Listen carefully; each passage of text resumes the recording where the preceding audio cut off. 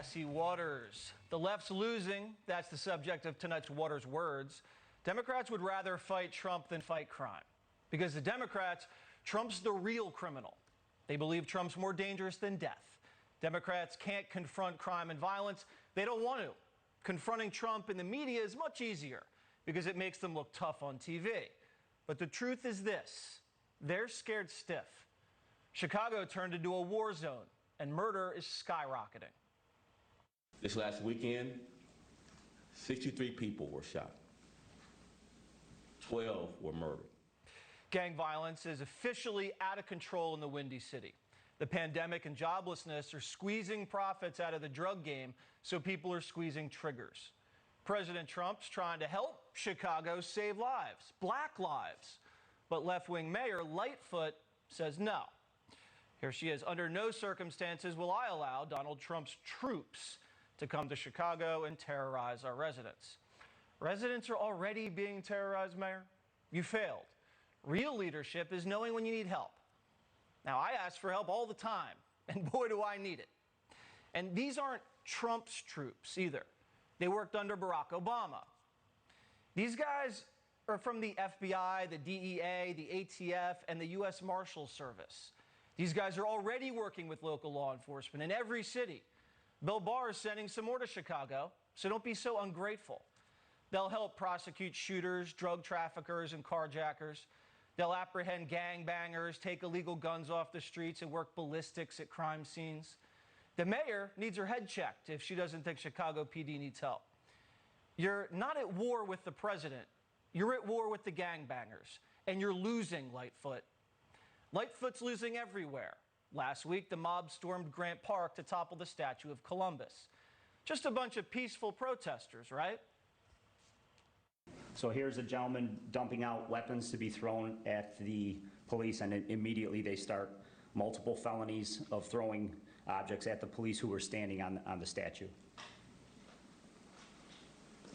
We've seen frozen water bottles, frozen cans of different types of substances, rocks, explosive devices, and then obviously here comes the PVC with the banner that was broken apart and then jabbed at the officers. The officer in the white shirt, the sergeant, walk away holding his eye after that explosive device blew up in his eye right there. Here's more incendiary devices that were thrown at the officers. Now, unlike the Smollett hoax, these crimes had real victims. 49 Chicago police officers were injured. 49. 18 of whom were sent to area hospitals for their injuries. And as we mentioned, this includes a sergeant who sustained a broken eye socket due to a thrown projectile, as well as a broken kneecap. You saw a little coverage of that on the network Nightly News because they don't report the news. They report their narrative. And their narrative is police brutality.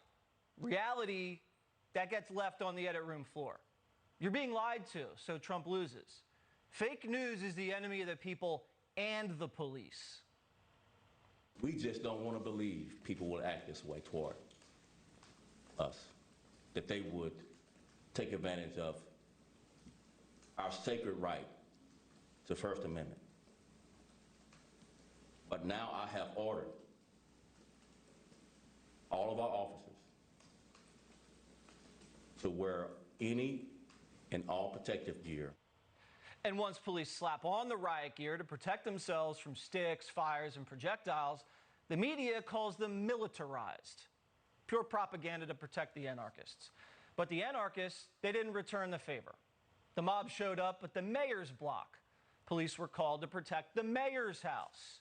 See how the politicians will protect themselves, but they won't protect their own people? Well, once it came to Lightfoot's doorstep, she caved to the mob and removed the statue. Do you want Lightfoot in your foxhole? I don't think so. The left is now losing to itself. Portland, Oregon, also taking a beating. There's been mayhem nearly for 60 straight days.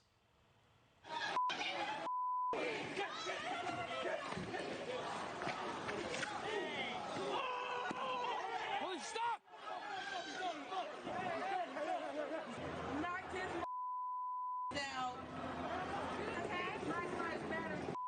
It's just not knockouts like this either. Black-clad anarchists trying to take over a federal courthouse. The Hatfield Courthouse is a federal building, a district courthouse that you pay for. Hatfield himself was a pacifist, but the mob's as dense as the doors they're trying to break down. Portland anarchists have set fires to the federal building. They've smashed windows and doors with hammers, shot commercial-grade fireworks at officers, blinded officers with lasers, used cars as weapons, vandalized, thrown bricks, assaulted agents, and even smuggled in pipe bombs. Here's just a small taste of the action.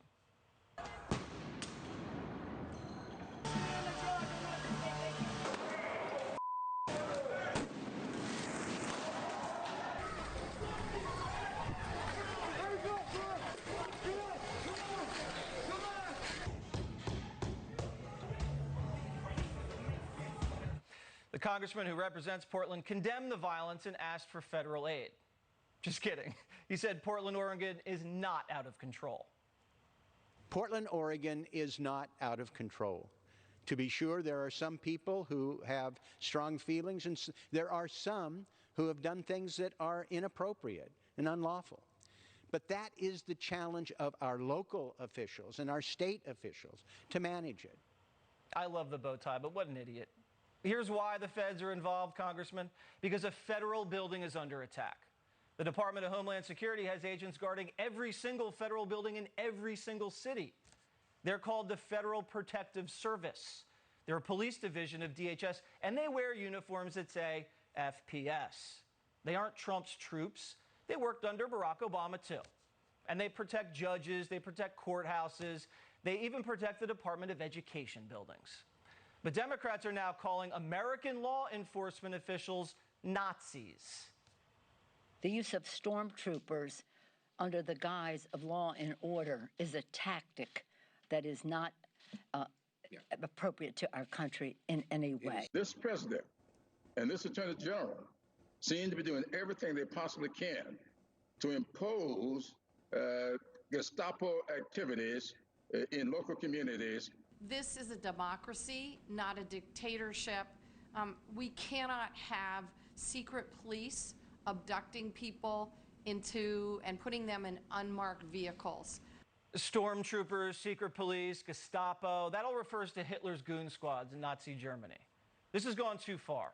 Watters World is calling on Nancy Pelosi, James Clyburn, and Oregon Governor Kate Brown to apologize now for calling American workers Nazis.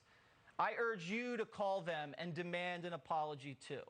Their contact information, public record, check it out on the internet. Keep it classy, but these are public officials who've crossed a line.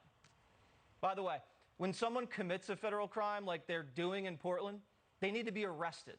What's the Democrats' position? You can light a federal building on fire and get away with it? Liberal Portland Mayor Ted Wheeler wants all federal agents out of Portland. So let's get this straight. The left put federal agents into the Trump campaign, but they don't want federal agents in Portland? Again, Trump's the real enemy, right? Liberal politicians reach out and deal with the Iranian mullahs, but they won't deal with Trump. They'd prefer a crime wave over working with the president. These people are sick in the head. Mayor Wheeler tried to walk the streets and got a wake-up call.